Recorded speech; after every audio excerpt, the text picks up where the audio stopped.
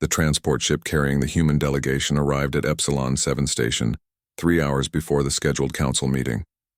Captain Dae-hyun stood at the observation window and watched the massive structure grow larger as they approached.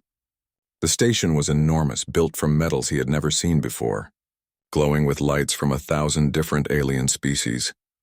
"First time seeing it never gets old," said Ambassador Na-rin as she joined him at the window. She carried a datapad filled with speeches and proposals. Her face looked calm, but Dae-hyun noticed her fingers tapping against the pad. She was nervous. "We'll be fine," Dae-hyun said quietly. "We've prepared for months." Na-rin smiled, but it didn't reach her eyes. "Prepared for rejection, you mean? The reports say most council members think we're too primitive." Behind them, Sergeant Wu Bin and Lieutenant Hai Jin checked their dress uniforms one final time. They weren't carrying weapons. Station rules forbade that during diplomatic sessions. But they stood straight and ready, their eyes sharp. The docking procedure took 20 minutes. When the airlock opened, a blast of recycled air hit them. It smelled strange, like metal and something sweet Dae-hyun couldn't identify. 3 alien escorts waited for them.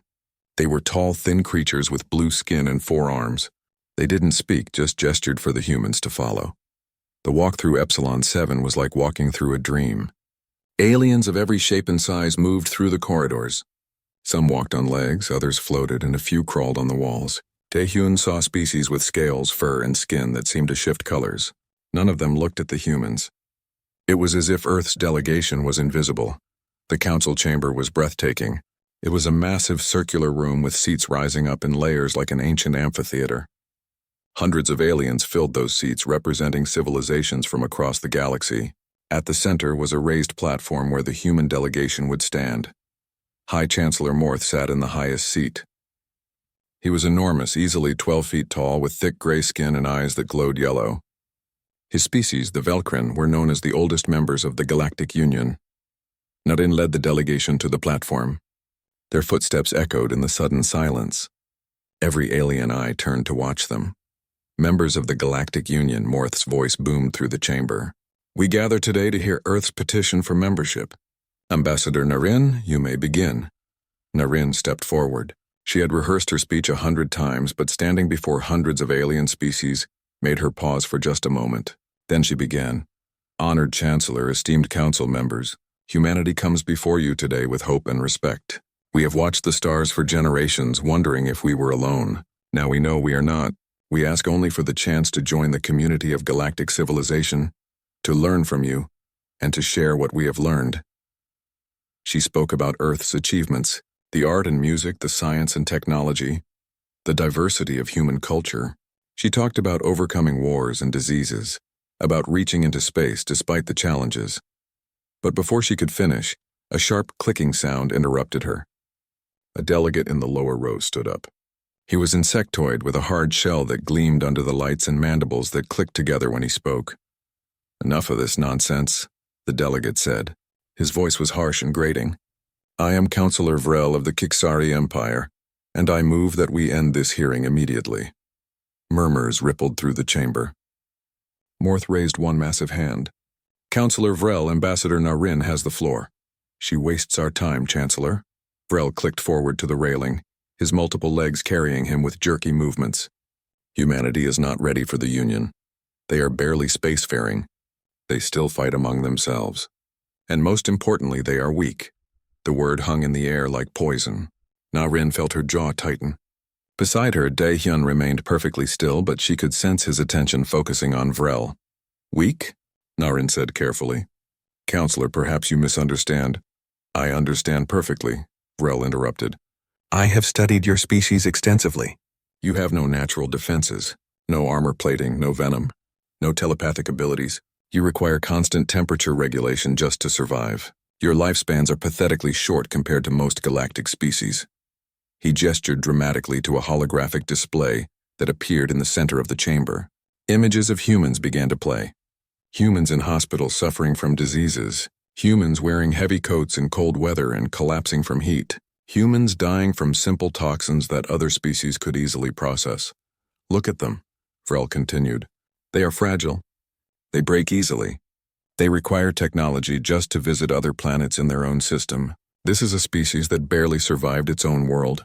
a world they call Earth, which is, by all accounts, remarkably gentle compared to true death worlds. More murmurs, louder now. Dae-hyun watched as council members nodded in agreement. Some were even laughing. Narin tried again. Counselor Vrel, humanity has overcome nothing. Vrel's mandibles clacked sharply. You are prey pretending to be hunters. Your planet has real predators, yes, but you hide from them behind walls and weapons. You have no natural defenses because nature deemed you unworthy of them. Woo Bin shifted slightly behind Dae-hyun. Hye-jin's hand curled into a fist at her side, but both remained silent. They were military, and they knew how to control themselves. Vrel turned to address the full council now. The Galactic Union has standards. We cannot allow every primitive species that discovers fusion drives to join us, especially not a species this weak. They would be a liability. They would need protection. They would drain our resources. He pointed directly at the human delegation. Look at them. They need artificial gravity or their bones weaken. They need filtered air or they get sick. They need constant food and water. They are needy, fragile creatures who should remain on their little planet until evolution fixes their countless flaws. The chamber erupted in discussion. Dozens of delegates voiced their agreement. A few spoke in humanity's defense, but they were drowned out by the majority. Morth let it continue for several minutes before calling for order. The council will vote on whether to continue this hearing or postpone Earth's application. The vote was swift and brutal. 347 delegates voted to postpone. Only 72 voted to continue. Humanity's petition was effectively rejected. Narin stood on the platform, her carefully prepared speeches useless. She felt Dae-hyun's hand briefly touch her shoulder, a gesture of support. Vrel clicked his mandibles in what might have been laughter. He addressed the humans one final time. Perhaps in another 1,000 years, when evolution has made you less pathetic, you can try again. Until then, stay on your little world and try not to kill yourselves. It's what your kind does best. The council session ended. The human delegation was escorted back toward their ship in silence. As they walked through the corridors, aliens stared at them now. But the looks weren't curious anymore. They were dismissive, pitying. Dae-hyun said nothing until they reached their temporary quarters on the station. Their ship wouldn't depart for 3 more days due to station traffic regulations. We'll file a formal complaint, Narin said quietly, but her voice had no energy behind it. Dae-hyun looked at his team. Woo Bin and Hye-jin stood ready, waiting for orders. He thought about Vrel's words, about being called weak, about being called prey. No complaints, he said finally. We maintain dignity. We leave quietly in 3 days. We don't give them any reason to think less of us than they already do. Narin nodded slowly. Understood, Captain. But as Dae-hyun stared out at the stars visible through the viewport, something cold settled in his chest. Not anger. Not quite. Something older than that. Something that lived in the blood and bone of every human who had ever been hunted and decided to survive anyway. 3 days, he thought. They just had to keep their heads down for 3 days. He didn't know that those 3 days would change everything. 3 days felt like 3 years. The human delegation kept to their assigned quarters on Epsilon 7, avoiding contact with other species as much as possible. Dae-hyun had ordered everyone to remain professional and calm no matter what happened. They would leave with dignity intact. Ambassador, Narin spent most of her time writing reports to send back to Earth. The news would devastate billions of people who had hoped for acceptance into the galactic community. She tried to phrase it carefully, but there was no gentle way to say that humanity had been rejected for being too weak. Woo Bin and Hye-jin maintained their routines, exercising in their quarters and reviewing station protocols. They were soldiers, trained to follow orders and keep their emotions locked down. But Dae-hyun could see the frustration in their eyes whenever someone mentioned Counselor Vrel. Meanwhile, across the station, Vrel was celebrating. The rejection of humanity's petition had made him something of a celebrity among certain delegates. Species that had their own prejudices against primitive races praised his speech. They called him brave for saying what others were afraid to voice. Vrel gathered his followers at one of the station's more expensive bars. The establishment catered to species that could tolerate alcohol or similar intoxicants. The Kisari counselor drank deeply from a crystalline container filled with green liquid. Did you see their faces? Vrel clicked to his companions. The humans stood there like lost children, so weak, So pathetic. A delegate from another insectoid species laughed. You were quite harsh, counselor. Some felt you went too far. Too far. Vrel's mandibles spread in what might have been a grin. I spoke only facts. Humans have no place among civilized species. They are barely evolved past their animal ancestors. The group continued drinking and laughing, sharing stories about the weak humans late into the station's night cycle. Vrel became louder with each drink, his inhibitions fading. On the other side of Epsilon 7, in a research level far from the diplomatic quarters, Dr. Ji-sun worked in her temporary laboratory. She was a xenobiologist who had been on the station for 6 months, studying alien plant samples. She had no connection to the diplomatic mission, and had only learned about the Council's rejection through station news feeds. Ji-sun was smaller than most humans. Barely 5 feet tall, with short black hair and glasses she wore more out of habit than necessity. Her medical enhancements meant she could see perfectly, but she liked the way glasses made her feel. Professional. Scientific. She gathered her samples carefully, placing them in sealed containers. It was late in the station's cycle, and most researchers had left hours ago. She preferred working alone when the labs were quiet and she could focus. The corridor outside the research level was empty as she made her way toward the lift. Her sample case hummed softly, maintaining the proper temperature for the alien plants inside. She was thinking about her data analysis and didn't notice the group approaching from a side passage until they were nearly upon her. Counselor Vrel stumbled slightly as he turned the corner. His followers caught him laughing at his intoxicated state. Then Vrel's compound eyes focused on Ji-sun and he stopped. Well, well. He clicked, his voice slurred but still understandable.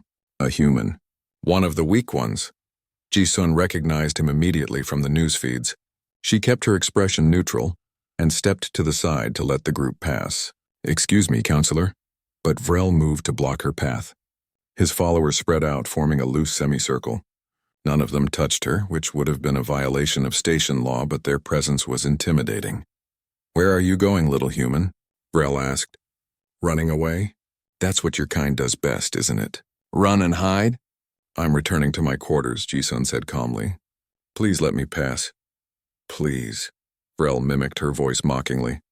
So polite, so weak. Tell me, human, what do you do on this station? Surely not anything important.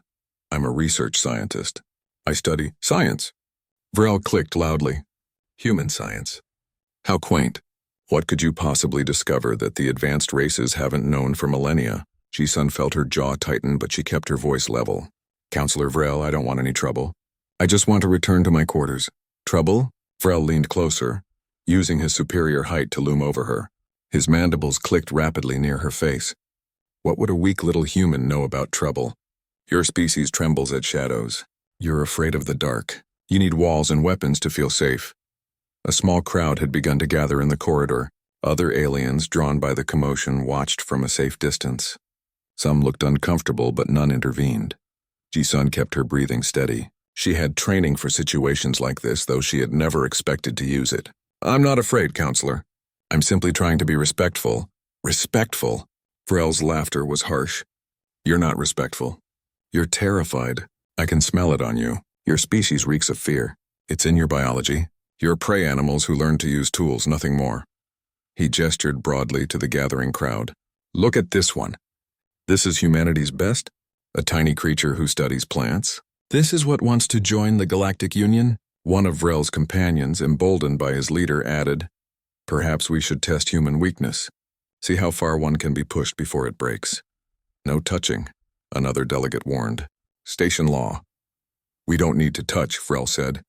He moved even closer to Ji-sun, close enough that she could smell the strange alcohol on his breath. We just need to remind it what it is, prey, weak, worthless. Ji-sun's hand went to the emergency beacon on her belt. Every person on the station carried one for situations exactly like this.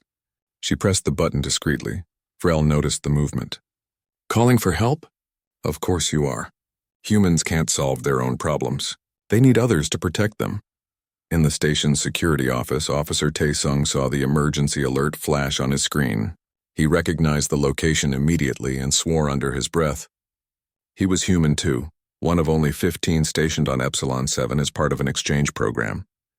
The alert came from Dr. Ji-sun, and the location showed Deck 7 near the research level. Tai-sung grabbed his communicator and started running. Security responding to emergency beacon on Deck 7. All available units, please respond. But he knew he was 5 minutes away at a full run. A lot could happen in 5 minutes.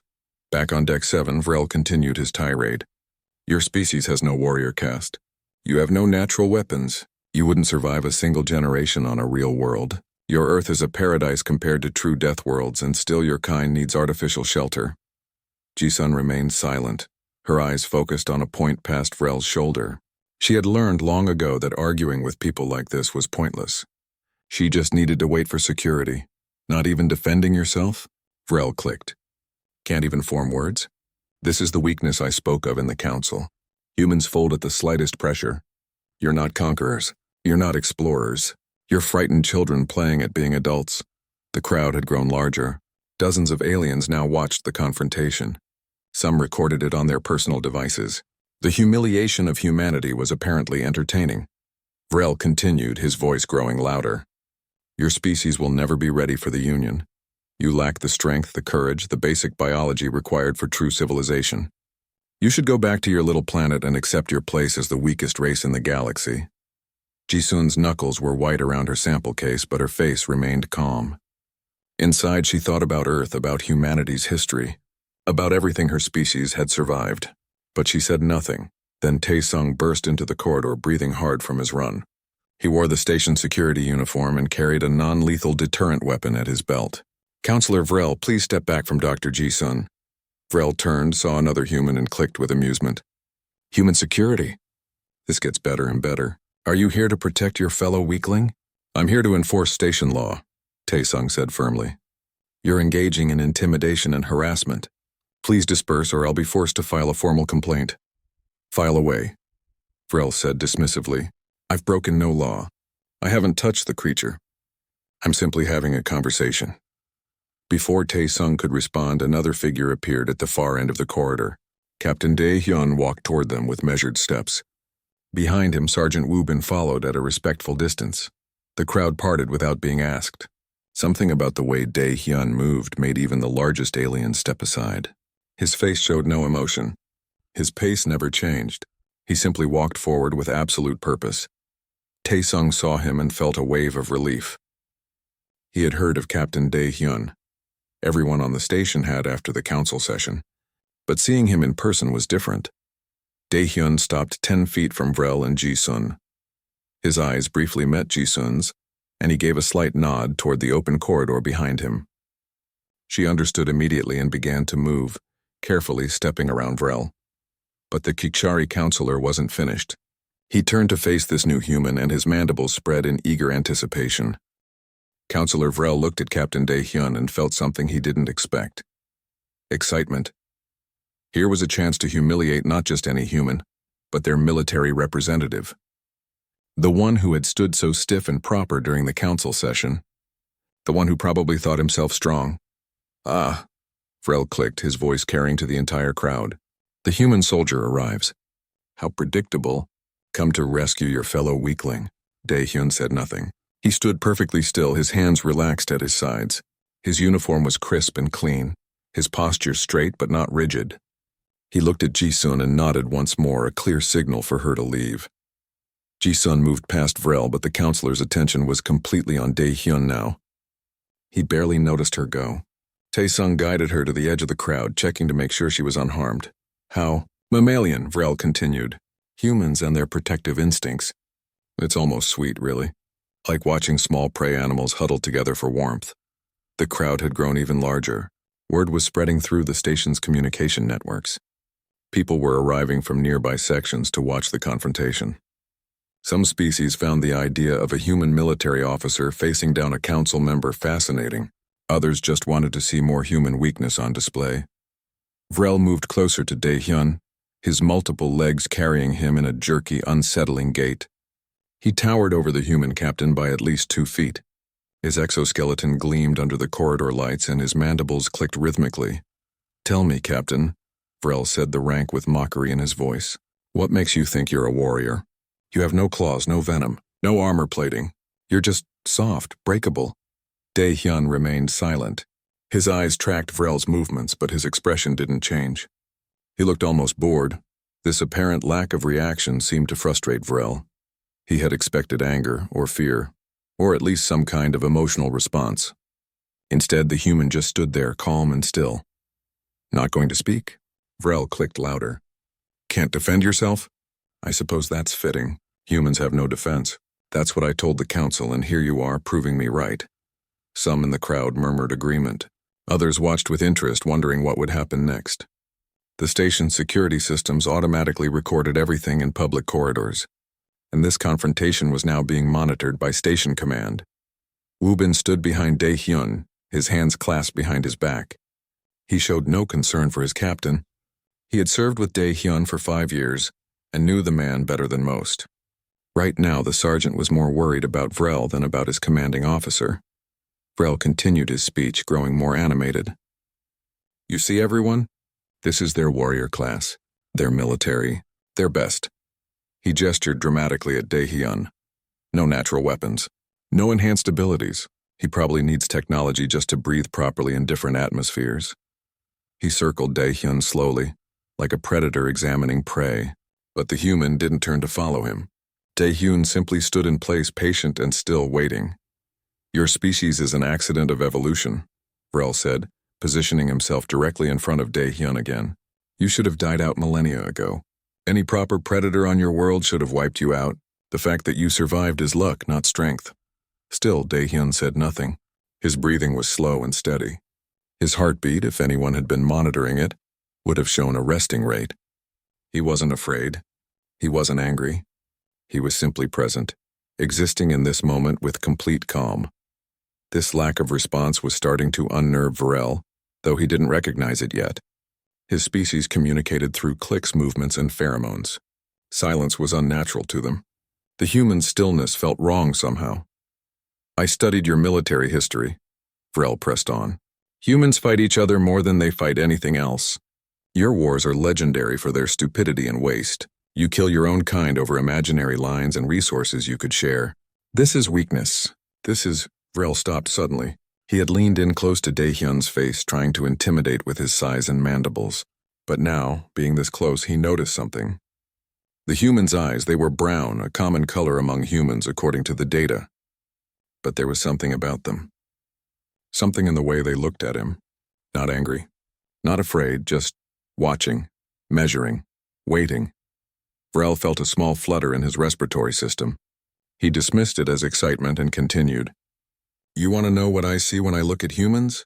I see prey. I see creatures that evolved to run away, not stand and fight. Your forward-facing eyes, your bipedal stance, your lack of armor. These are the traits of prey trying to pretend they're predators. The crowd was completely silent now. Even the species that had been agreeing with Vrel seemed to sense something changing in the atmosphere. It was subtle, like the pressure before a storm. Your world is soft, Vrel clicked on. Your sun is gentle.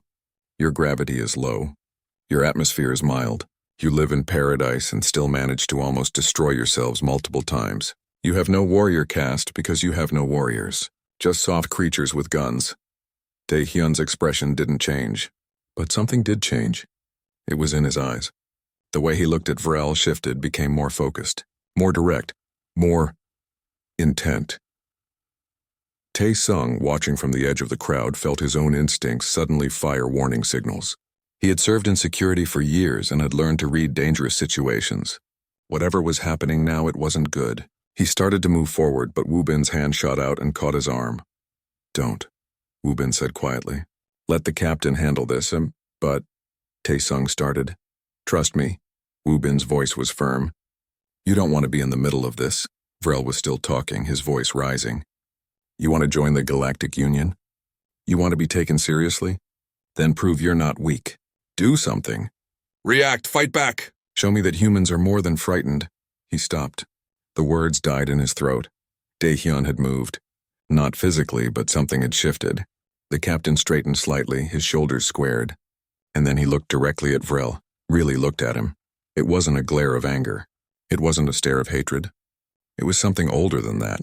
Something that existed before language, before civilization, before anyone had names for things. It was the look of a predator recognizing prey. Daehyun's eyes locked onto Vrel's compound visual organs, with perfect, unwavering focus.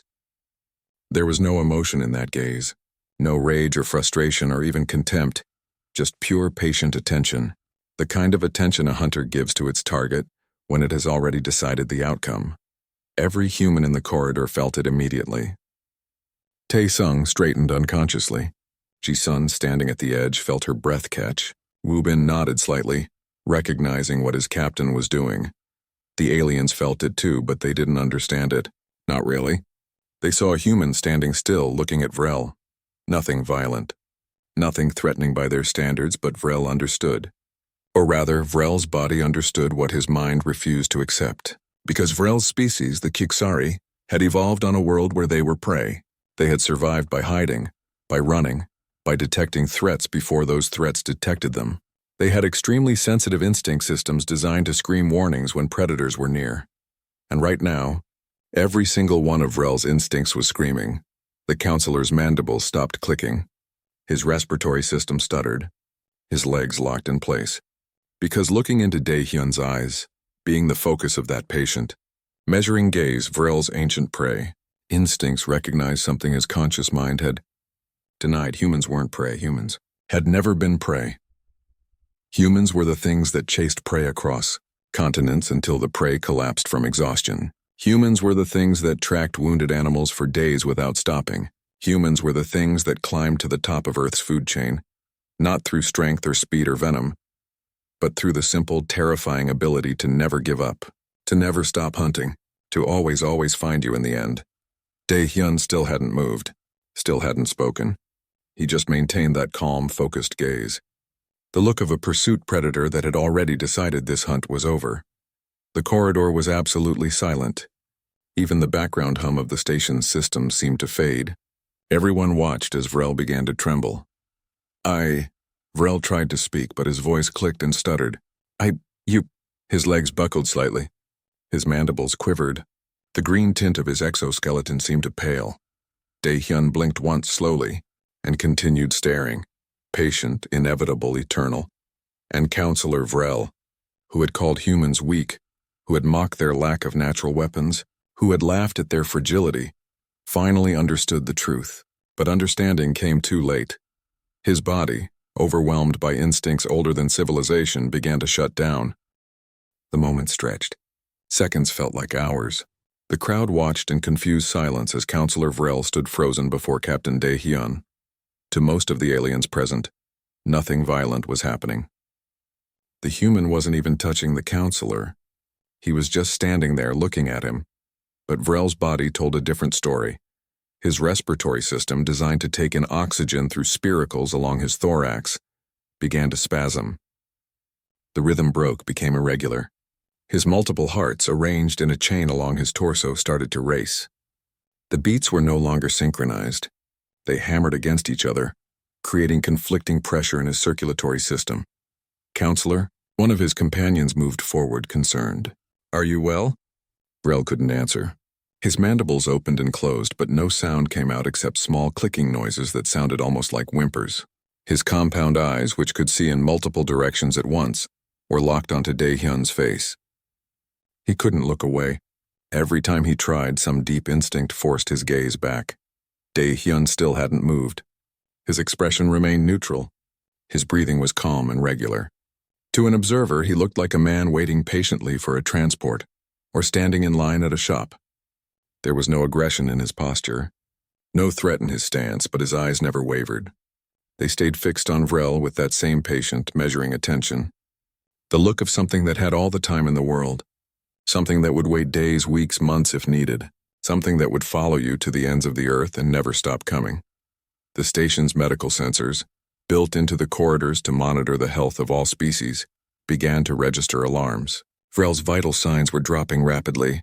His body temperature plummeted as his circulatory system failed to distribute warmth properly. His neural activity showed patterns consistent with extreme trauma response. Tae-sung's communicator buzzed. "Security, we're reading a medical emergency on Deck 7. Kiksari life signs are critical." "Medical team to Deck 7 immediately," Tae-sung said into his comm. He looked at Dae-hyun, then at Vrel, trying to understand what was happening. The human captain hadn't done anything, hadn't touched him, hadn't even threatened him verbally. Vrel's legs gave out. The counselor collapsed to the floor, his exoskeleton hitting the metal surface with a sharp crack. His limbs twitched erratically. The green color of his shell faded to a sickly gray. Foam began to leak from his mandibles. Now there was panic. Vrel's companions rushed to his side trying to help, but they didn't know what to do. Other aliens backed away, afraid of whatever had struck down the counselor so suddenly. The medical team arrived within 90 seconds. They were a mixed species group trained to handle all the different biologies represented on Epsilon 7. A Velcrin medic, the same species as High Chancellor Morth, immediately began scanning Vrel with handheld devices. Multiple system failure, the medic announced. Hearts are arrhythmic. Respiratory collapse. Neural cascade. I'm reading massive chemical imbalances. A smaller medic, reptilian with swift movements, began administering emergency drugs. Stabilizing circulation, attempting to restart proper heart rhythm. Dae-hyun finally moved. He took 2 steps backward, giving the medical team room to work. His expression changed for the first time, showing mild concern. Like someone who had witnessed an accident and hoped the injured party would be okay. Woo-bin moved up beside him. "Captain," he said quietly. We stay," Dae-hyun said softly. "We're witnesses to a medical emergency. We'll give statements if required." The medical team worked frantically. They used devices that hummed and glowed, injecting various compounds into Vrel's system, but nothing was working. The counselor's body was shutting down completely, and no amount of medical intervention seemed to help. "What happened?" the Velcrin medic demanded, looking up at the crowd. "What caused this?" Vrel's companion spoke in overlapping clicks. "He was fine. He was just talking to the human. Then he just collapsed." "Talking?" The medic scanned Dae-hyun quickly. "Did you strike him? Use a weapon, poison?" "No," Dae-hyun said calmly. "I never touched him. I never threatened him. I simply stood here." "That's true," Tae-sung confirmed. "I witnessed the entire thing." Captain Dae-hyun made no aggressive moves whatsoever. The reptilian medic checked their scanner. The human shows no signs of weapon use, no energy discharges, no chemical releases. "I'm not reading anything that could have caused this." But Vrel was dying. Everyone could see it now. His movements had stopped. His breathing was nearly non-existent. The medical team's desperate efforts were failing. Heart rhythm collapse, the Velcrin medic said grimly. Complete neural shutdown. We're losing him. Ji-sun, still watching from the edge of the crowd, felt a cold weight in her stomach. She hadn't wanted this. She had just wanted to go to her quarters. And now a counselor was dying in the corridor. The medical team tried for another 3 minutes. They used every technique available to them, every drug in their emergency supplies. But Vrel's body refused to respond. His species biology was working against them, each system failure triggering the next in a cascade they couldn't stop. Finally, the Velcrin medic sat back, his large hands still. Time of death, station cycle 47.3, cause undetermined pending full examination. The words fell like stones into the silent corridor. Counselor Vrel, who had stood before the Galactic Council and called humans weak, who had mocked their lack of natural weapons, who had laughed at their fragility, was dead. And Captain Dae-hyun, who had done nothing more than look at him, stood quietly nearby with an expression of polite concern. The crowd began to disperse slowly, aliens talking in hushed voices. Some looked at Dae-hyun with fear, others with confusion. A few humans in the crowd wore expressions of grim understanding, but they said nothing. Station security arrived in force. The officer in charge, a large crystalline being named Krell, approached Dae-hyun. "Captain, I need you to come with me. We have questions about this incident." "Of course," Dae-hyun said. He looked at Woo-bin. "Sergeant, please escort Dr. Ji-sun back to her quarters. Make sure she's safe." "Yes, sir." Woo-bin saluted crisply. As Dae-hyun was led away by security, he passed Ji-sun. Their eyes met briefly. She saw no pride there, no satisfaction, just a tired sadness. He nodded once, a gesture that seemed to say he was sorry she had been involved in this. The medical team carefully moved Vrel's body onto a transport gurney. They would take him to the station's morgue for examination. The Kixari delegation would need to be notified. There would be an investigation. There would be questions, but already the news was spreading through Epsilon 7. A counselor had died after confronting a human. No weapons had been used. No violence had occurred. But he had died anyway, right there in a public corridor, while a human military officer simply stood and watched. Within an hour, the story had reached every corner of the station. Within 3 hours, it had been transmitted to a dozen nearby systems. By the end of the station's day cycle, species across the galaxy were hearing about the incident, and they all asked the same question: what had really happened on Deck 7? In the security office, Dae-hyun sat in an interview room. The walls were transparent, showing the activity of the station's security hub outside. Dozens of officers worked at consoles, managing the thousands of small incidents that occurred on a station with 1 million inhabitants. Officer Krell sat across from him, multiple eyes studying the human carefully. "Tell me exactly what happened, Captain." Dae-hyun recounted the events in a clear, emotionless voice. He had arrived after receiving notification of an emergency beacon. He had assessed the situation. He had indicated that Dr. Ji-sun should leave. He had stood and waited for the confrontation to end. Counselor Vrel had collapsed. He had given the medical team space to work. "You never touched him?" Krell asked. "Never.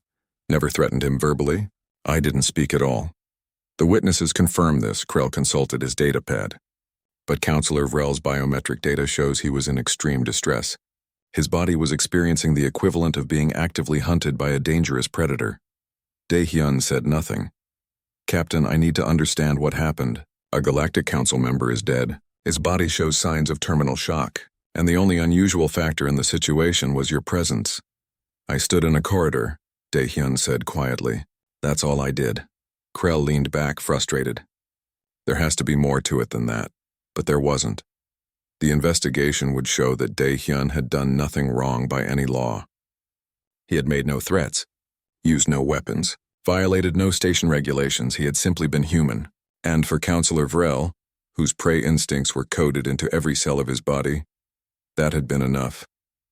High Chancellor Morth received the news in his private chambers. He listened to the report in silence, his yellow eyes unreadable. When it was finished, he dismissed his aides and sat alone for a long time, thinking about humans, about prey and predators, about weakness and strength, and about a species he had rejected without truly understanding what they were. The investigation took 3 days. 3 days of interviews, analysis, and debate. The station's security forces reviewed every sensor log, every witness statement, every piece of data from the medical team. They examined Dae-hyun's background, his military record, his medical scans. They looked for weapons, for chemical agents, for any explanation that fit their understanding of violence. They found nothing. The autopsy of Counselor Vrel revealed the cause of death: complete systemic failure triggered by terminal shock. His body had essentially shut down from fear. Every organ system had cascaded into failure because his instincts told him he was being hunted by an apex predator. The problem was that no predator had been present. Just a human standing in a corridor. The scientific community across the galaxy became fascinated. Xenobiologists requested copies of the data. Researchers specializing in predator-prey relationships began analyzing human evolution. And slowly, piece by piece, a picture emerged that terrified half the species in the Galactic Union. Humans were pursuit predators. True persistence hunters from a death world. Dr. Yun-hai, a human xenoanthropologist who had been studying on a research station near Epsilon 7, was invited to present findings to the Galactic Council. She arrived at the station 5 days after Vrel's death, carrying data that would change how the galaxy viewed humanity forever. Ambassador Na-Rin met her at the docking bay. "Thank you for coming, Dr. Yun." "I wouldn't miss this," Yun-hai said. She was older than Na-Rin, with silver hair and sharp eyes behind thin-framed glasses. It's time the galaxy understood what we are. The emergency council session was packed. Every delegate wanted to hear the explanation for what had happened. High Chancellor Morth opened the proceedings with unusual gravity. "We gather to understand a tragedy," Morth said, his deep voice echoing through the chamber. "Counselor Vrel is dead. Captain Dae-hyun of Earth has been cleared of any wrongdoing by our investigation. Yet questions remain. Ambassador Na-Rin has requested the floor to present new information about human evolution." We will hear her out. Narration stepped onto the central platform. She looked different than she had during the first session. More confident. More certain. Honored Chancellor, esteemed delegates, I stand before you not to apologize, but to educate. What happened to Councillor Vrel was a tragedy, yes, but it was also preventable. If only we had been given the chance to explain what humanity is. She gestured, and holographic displays appeared throughout the chamber, images of Earth rotating slowly. You called our planet gentle. You called it paradise. Let me show you what we actually are. Dr. Yunhai joined her on the platform. Together, they began the presentation that would become required viewing in xenobiology courses across the galaxy. Earth is classified as a Class 7 death world, Yunhai began. It has extreme temperature variations, violent weather systems, high gravity compared to most inhabited worlds, and an atmosphere that is mildly corrosive to many species. But more importantly, it is filled with predators. The display showed Earth's animals: lions, tigers, bears, crocodiles, sharks, hundreds of species that had evolved to kill. Humanity evolved in Africa, surrounded by some of the most efficient predators in our world's history. Yunhai continued. We had no natural weapons. No venom, no claws, no armor. Councillor Vrel was correct about that, but he misunderstood what those facts meant. She changed the display to show early humans walking upright across savannas. We survived not by being strong, but by being smart. Not by being fast, but by being persistent. Not by being armored, but by being adaptable. Narin took over. Humans are persistence hunters. Do you know what that means? It means we chase our prey until it collapses from exhaustion. We can run for hours in heat that would kill most species. We can track animals across vast distances using nothing but footprints and signs. We can coordinate in groups using complex communication, and we never ever give up. The chamber was silent. Delegates leaned forward, fascinated and disturbed. Yunhai displayed human anatomy. Look at our eyes, forward-facing, binocular vision. These are predator eyes. We traded peripheral vision for depth perception because we needed to track fast-moving prey. Our eyes are designed for hunting. She highlighted other features. We sweat. Almost no other species does this. We use it to cool ourselves during long hunts. We can run in heat that would force most predators to rest. Our prey would collapse from heat exhaustion while we kept coming. We have exceptional endurance, Narration added. Humans can run ultramarathons. We can travel hundreds of kilometers without stopping. In ancient times, we would wound an animal and then follow it for days until it died from blood loss or exhaustion. The displays showed ancient human hunters tracking animals across deserts and plains, never stopping, never resting, always following. And perhaps most importantly, Yunhai said quietly, we have the psychological traits of apex predators. We are patient. We are persistent. We don't give up when prey escapes. We remember, we plan, we work together. And when we decide something is prey, we will hunt it until one of us is dead. A delegate from a prey species raised a shaking appendage. But you don't look dangerous. You look soft, vulnerable. That's because you're judging us by the wrong standards, Narration said. Yes, we're vulnerable to individual attacks.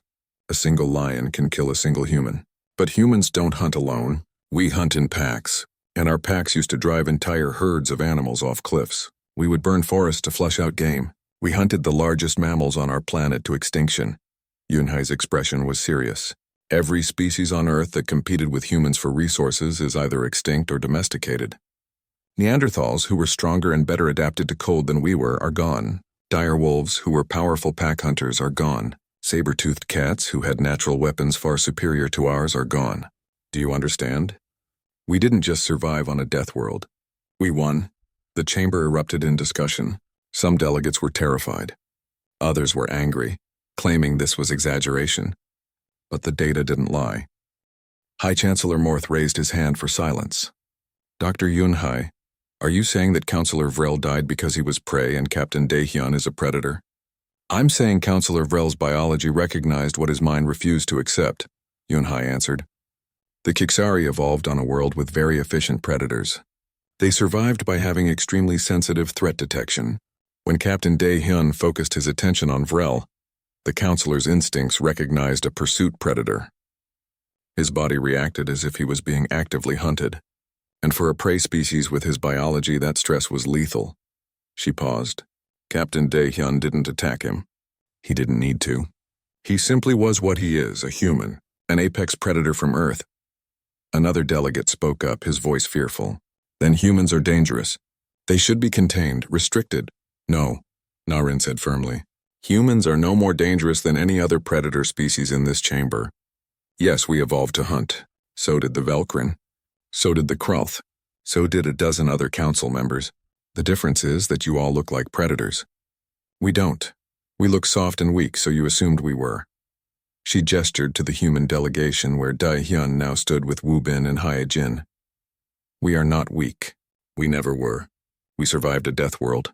We climbed to the top of our planet's food chain using intelligence and persistence. We built civilization while surrounded by things that wanted to eat us. And yes, we still carry the instincts and abilities of our hunting ancestors. Yunhai added, but we also evolved empathy, cooperation, art and music and literature. We are predators, yes. But we are also so much more. We chose to reach for the stars not to hunt, but to explore. Not to conquer, but to learn. Morth sat back in his seat, his massive form thoughtful. What you're saying would change how we classify humanity in our records. It should, Narration said. We shouldn't be classified as a weak species. We're an apex predator species with advanced social structures and high intelligence. That's what we are. The council debated for hours. Some species argued that humans should be banned from the Union out of fear. Others pointed out that excluding apex predators would mean excluding several current members. The discussion became heated, with delegates shouting in a dozen languages. Finally, Morth called for order. Enough. The Galactic Union was founded on cooperation between all species, predator and prey alike. We cannot change that now out of fear. He looked directly at Narration. Ambassador, humanity's application was rejected because we believed you were too weak to contribute. We were wrong. The question now is different. Can you control your predator instincts? Can you work alongside prey species without causing them harm? We've been doing it on Earth for thousands of years, Narration said. We domesticated prey animals. We protect endangered species that our ancestors hunted. We have laws against violence. We have empathy and ethics. Yes, we're predators, but we're predators who chose civilization over chaos. Dae-hyun stepped forward, speaking for the first time since the incident. Chancellor Morth, I didn't want Councillor Vrel to die. I was simply standing in a corridor, trying to defuse a situation peacefully. I understand now that my presence triggered his instincts. I regret that deeply. His voice was calm but firm. Humans are predators, yes, but we're not mindless killers. We're soldiers and scientists. We're artists and engineers. We're parents and teachers. We're people who want to be part of something larger than ourselves. We want to join the Galactic Union not to hunt but to belong. The chamber was quiet. Delegates looked at each other, then at the humans, seeing them clearly for the first time. Morth stood. The council will vote again on humanity's application. But this time we vote with full knowledge of what they are. The vote took 30 minutes. When it was finished, the results were displayed for all to see. 412 delegates voted to approve humanity's application. 7 voted against. Earth was now a member of the Galactic Union. The human delegation didn't cheer or celebrate. They simply stood together, relieved and grateful. Narration bowed respectfully to the council. In the following months, things changed rapidly. Human security officers became highly valued across the galaxy. Their mere presence in dangerous areas reduced crime significantly. Prey species learned to control their reactions, and predator species learned to respect human patience and intelligence. Dae-hyun was promoted to security chief for the Galactic Union's core territories. His reputation spread, and criminals learned to avoid areas under his watch. But he was also known as fair and professional, someone who used his nature not to intimidate but to protect. Narration became humanity's permanent representative to the Galactic Council. She spoke for Earth with pride, never apologizing for what humans were but always emphasizing what humans could become. 6 months after joining the Union, Dae-hyun walked through a marketplace on an alien world. Woo-bin and Hye-jin accompanied him, along with Ji-sun, who had returned to her research with renewed confidence. The marketplace was crowded with hundreds of species. As Dae-hyun passed, several criminals who had been operating openly suddenly found urgent business elsewhere. A group of prey species moved aside, giving him space, but they no longer fled in terror. They had learned that humans could be trusted, even if they couldn't always control their instincts. A young human child, maybe 7 years old, tugged on her mother's sleeve. "Mom, why is everyone looking at us?" The mother smiled and knelt down to her daughter's level. "Because they finally understand what we've always known, sweetie. Humans aren't weak. We're just very, very good at surviving." The little girl thought about this. "Are we scary?" "Sometimes," her mother admitted. "But that's okay. Being strong doesn't mean being cruel. We can be strong and kind at the same time." In the distance, Heejin laughed at something Wu Bin said. Ji-sun examined an alien plant at a vendor's stall, her scientific curiosity never satisfied. And Dae-hyun walked on, his presence alone enough to maintain peace in a crowded marketplace of 1,000 different species. The galaxy had learned an important lesson. Never mistake patience for weakness, never confuse gentleness with fragility, and never, ever underestimate a species just because they don't look dangerous. Because humanity had proven something fundamental. The deadliest predators don't always bare their teeth. Sometimes they smile, offer a hand in friendship, and only show their true nature when protecting what they love. That was humanity. Not weak, not soft, just patient enough to let others figure it out on their own.